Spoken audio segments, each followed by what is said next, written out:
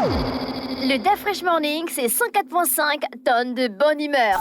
Tous les matins sur Urban FM. Sur les 104.5 Urban FM, la station urbaine, dans le DaFresh Morning, on est avec René Ruth. Il y a un auditeur qui a envoyé le message que n'arrête pas de parler le morango de la voix. On est passé à un autre niveau dans la société gabonaise. L'affaire là, ça prend d'autres tournures. Je suis pas d'une. Je suis pas concernée. Ah, c'est pas moi, le morango de la voix. Donc tu as le morango de la voix. Il y a quoi là? Oh, c'est moi que tu... Est-ce que c'est moi l'auditeur? Attends, je cherche le message là, non? Attends. Après, c'est bon. Bonjour l'équipe du DaFresh Morning. RR, s'il te plaît, n'arrête pas de parler. Le morango de la voix.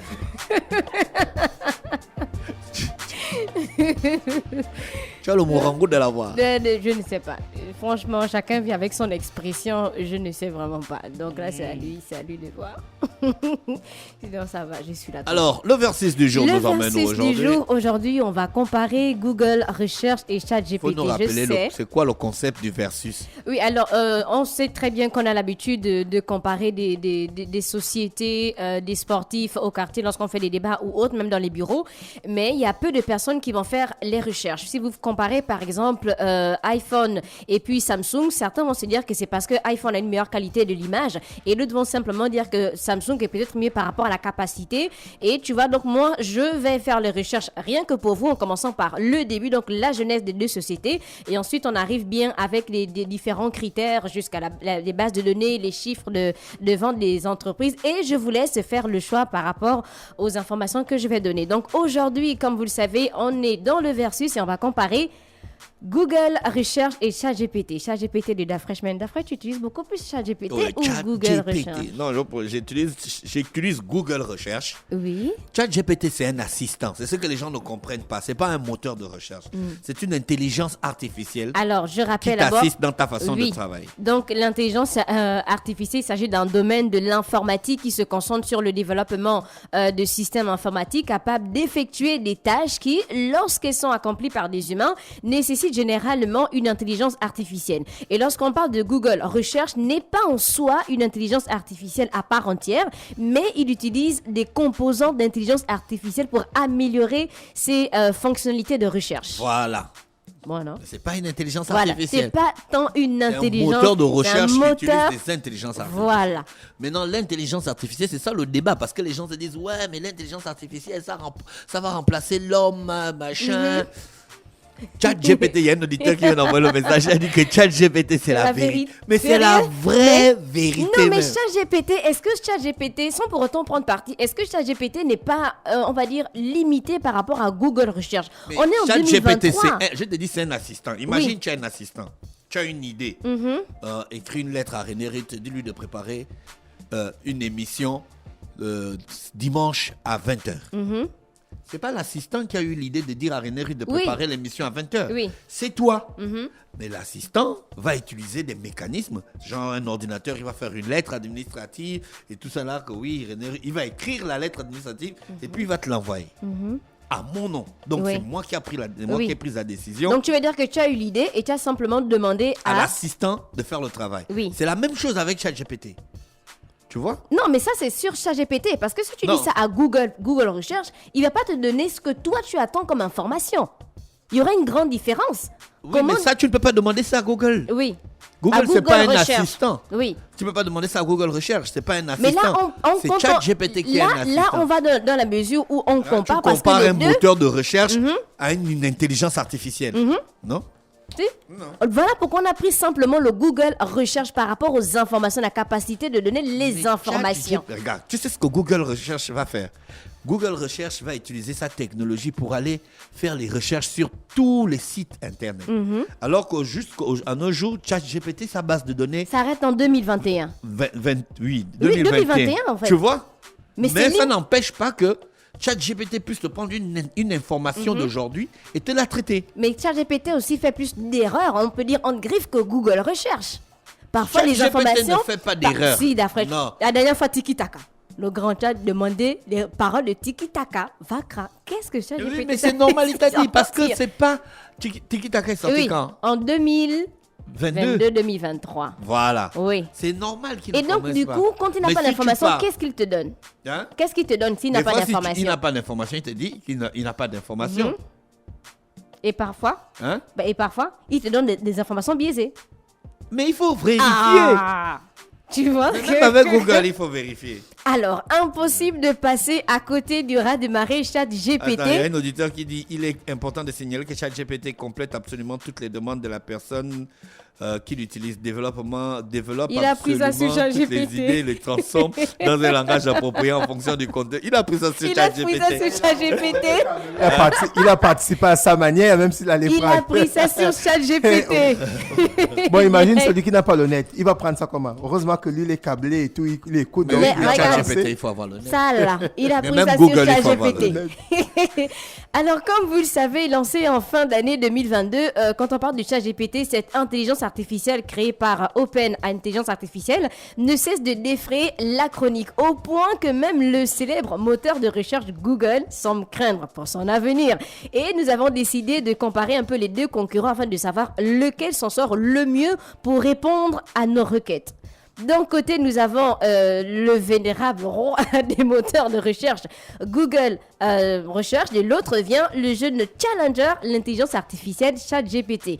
Bien qu'ils fonctionnent différemment, leur but reste le même. Il s'agit d'apporter une réponse aux questions des utilisateurs. Qui ne connaît pas Google? Le titan des moteurs de recherche a bouleversé le marché après sa sortie en 1998. C'est celui qui est le plus utilisé dans le monde, qui répond à plus de 90% des requêtes des internautes.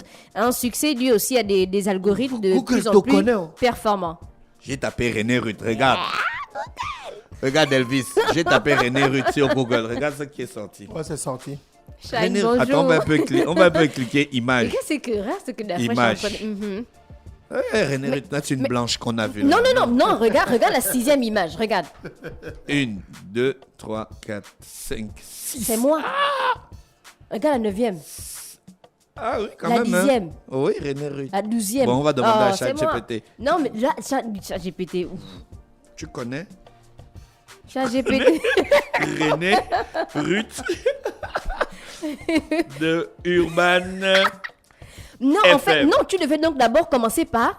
Tu connais René Ruth de Urban FM. Je suis désolé, mais je n'ai pas d'informations disponibles sur une Tiens. personne nommée René Ruth associée à Urban FM dans mes données jusqu'en 2000. Mais René Ruth, mais c'est pas normal. Bon, demande à ChatGPT s'il connaît Urban FM. Non, la fraîche, il faut écrire. De qui? Il y a écrit quoi? Tu connais Écrit. Urban FM Oui. au Gabon. Ting. Oui, Urban FM est une station de radio au Gabon. Elle est connue pour diffuser une variété de contenus, notamment de la musique, des actualités et des programmations d'information. Le Gabon, situé en Afrique centrale, possède plusieurs stations de radio qui diffusent dans divers formats pour servir les intérêts et les besoins des auditeurs. Urban FM est l'une de ces stations. Elle contribue à la diversité des médias dans le pays. Tu as vu ChatGPT? Non, tu as vu que ChatGPT n'a pas... ChatGPT ne te connaît pas. Non, là, tu me vexes. Non. Non, mais là, tu vois que ChatGPT a l'information genre générale sur Urban FM, mais n'a pas les détails de la radio. Sinon, on devait peut-être proposer les Non, noms je peux des... lui demander les détails. Hein. Ah, oh, demande à ChatGPT le nom des animateurs qui se trouvent à la radio Urban FM. Connais quelques... Mais la fraîche. Quelques-uns de... La fraîche est en train de mettre la question sur ChatGPT. Dani Je pense que si vous Mater. avez un devoir à faire ou vous travaillez en administration, vous pouvez bien utiliser ChatGPT de la façon de reformuler. Lis, s'il te plaît. Je ne vois pas bien. Non, tu vois la fraîche. Tu vois? Non.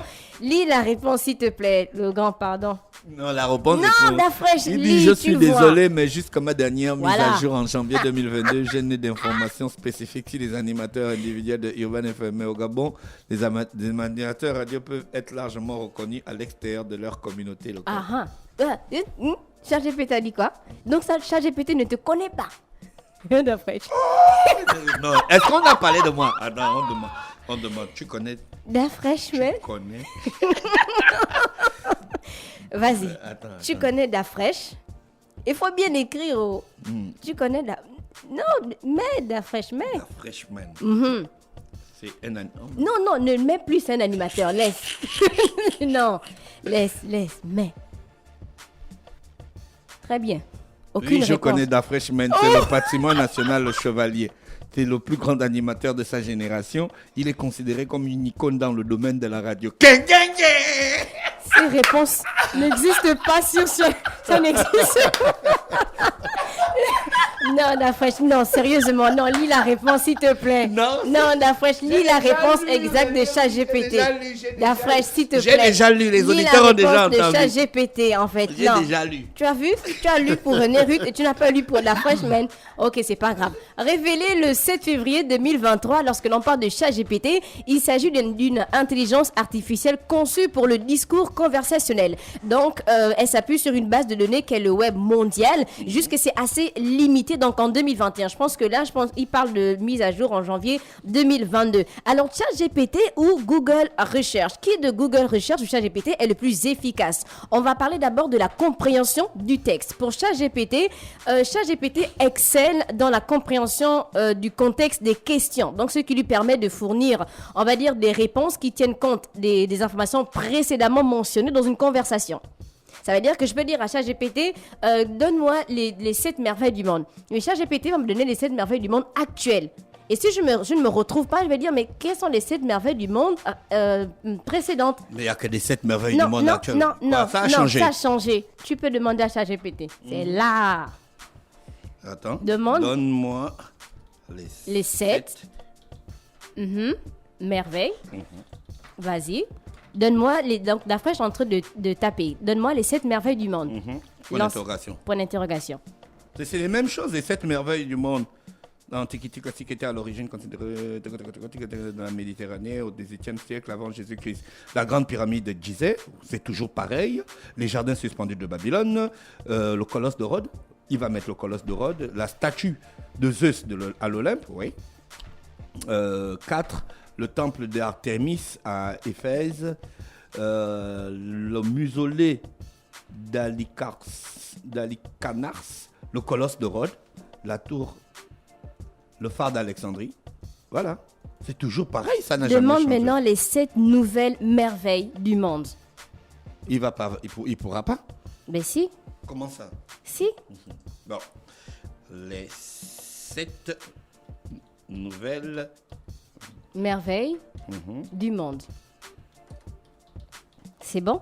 Ouais. On attend la réponse de ChatGPT. Point d'interrogation. Vas-y, Dafresh. La réponse. On attend. Remonte, je pense qu'il est peut-être en train d'écrire. La grande muraille de Chine, Petra, le Christ rédempteur, le Machu Picchu. Voilà. Non, le Machu Picchu. C'est une ancienne cité. La pyramide de Gizeh à Issas au Mexique, le Colisée en Italie, oui, ça existe toujours, et le Taj Mahal en Inde. Mais tu vois que lorsque tu demandes par exemple les 7 merveilles du monde, là il y a une grande différence. Regarde avec les premières parce que ça a été modifié. Mais alors, il a réussi. Mais c'est ce que je te dis. Quand tu demandes à Google, à ChatGPT par exemple les 7 merveilles du monde, on peut te donner les actuelles 7 merveilles ou encore les anciennes. Après, si tu ne te reconnais pas, il peut maintenant réadapter sa réponse en fonction de ce que lui a fait. Il t'a donné les anciennes et il t'a donné les nouvelles. Mais c'est ce que je te dis. Comparer, c'est assez, on va dire, personnalisé. Si tu ne te reconnais pas dans la réponse précédente, il a la possibilité, en fait, d'apporter plus d'informations. Donc, de réactualiser sa réponse. Ou bien, si tu dis à ChatGPT, formule-moi telle phrase, et après tu dis non, j'ai besoin d'une phrase avec moins de... On va dire quoi? Enlève peut-être tel mot dans la phrase. Il va faire directement comparer, par exemple, à Google Research. Donc là, les 7 merveilles du monde... Non, mais ChatGPT, c'est une intelligence artificielle. Je t'ai déjà dit ça. Google, c'est un moteur de... Tu peux dire à ChatGPT... J'ai un devoir de philosophie. Comporte-toi comme un prof de philosophie. Oui. Et donne-moi la solution de mon devoir. Et puis, te fais ça avec la méthodologie. Hein. Oui, il va te faire ça avec la méthodologie. Oui. Tu vois, non? Directement avec la méthodologie. Tu lui dis, tu lis, tu m'utilises une méthodologie professionnelle d'un prof de philosophie, thèse, antithèse, Mais synthèse donc, tu et vois que la conclusion. compréhension du texte, elle est différente que, quand on parle de ChatGPT à Google Recherche. Parce Ouais. que Google Recherche est moins capable de comprendre, on va dire, le contexte même d'une requête parce qu'il se base principalement sur les mots-clés pour trouver les résultats pertinents. Voilà. Entre-temps, là, avec ChatGPT, c'est assez différent parce que là, tu as la possibilité de dire à ChatGPT de se comporter comme en fait un humain. Donc, si tu as besoin... Voilà, tu peux dire à si tu vas- ChatGPT, comporte-toi comme Oui. un professionnel. Comme un professionnel. Donc, si tu vas à une réunion et puis tu prends juste quelques mots, tu peux demander à ChatGPT de faire, on va dire, le résumé même de cette réunion en me laissant simplement même les petites phrases que tu as eu Oui, à c'est mettre. clair. Tu peux prendre un article d'un journal et puis tu dis à ChatGPT non seulement de te traduire ça en français, Oui. mais de te faire le résumé du contenu. Oui. Ou tu prends un texte et puis tu dis à ChatGPT, reformule. Donc, ça veut dire que travail d'autrui. Mais bien sûr, je peux créer mon site internet à base de Gabon Media Time. Oui. Et puis chaque jour, je prends les articles de Gabon Media Time. Je dis à ChatGPT, réécris-moi ça d'une autre manière. Oui. Et puis je poste mes articles. Et, oh là, maintenant, c'est quand même un peu la triche. Hein? Ah, c'est quand même un peu la triche. Hein. On se rappelle, il y a quelques mois, quelques semaines du côté de la France, il y a un professeur qui a eu ce problème parce que tous les élèves de sa classe ont travaillé sur ChatGPT. Et il avait du mal, en fait, à corriger maintenant les devoirs. Donc, il a demandé, en fait, d'aller à la justice parce qu'il a considéré ça comme une grande fraude. Parce que si tu es en examen et qu'on te demande, par exemple, de travailler sur la mort et que tu demandes à ChatGPT, fais-moi un travail sur la mort en philosophie, avec l'introduction, développement, conclusion, ChatGPT va te fournir ce travail en moins de 5 minutes. Alors, pour le professeur, par exemple, ça pose un problème. Est-ce que ça veut dire que là, il doit considérer le devoir ou non? Mais quand on a lancé Internet, il fallait que le professeur fasse une Oui, grève mais là, c'est- non, contre mais- Internet. Il va tuer les bibliothèques. Mais Depuis non, qu'il y a mais Internet, là, c'est différent. la fréquentation des bibliothèques C'était a un baissé. devoir de maison ou un devoir sur place? Mais Ah, c'est comme non, ça. c'est sur place. C'est l'évolution de la technologie. Depuis que les plateformes digitales sont arrivées comme Netflix, Amazon et autres, l'achat des DVD et du reste là, ça a baissé. Non, c'est tombé, presque tombé même. Il n'y a que les collectionneurs qui achètent. On Depuis a- qu'il y a Internet, Google et tout ça, la fréquentation dans les bibliothèques a baissé. Ça ne veut pas dire que les bibliothèques n'existent plus, mais ça a baissé. Regarde, il dit, il y a un auditeur qui dit les gens moins intelligents et moins malins et paresseux ne réussiront pas à utiliser ChatGPT. dans le Voilà, milieu il a professionnel. raison. Oh. Il a raison.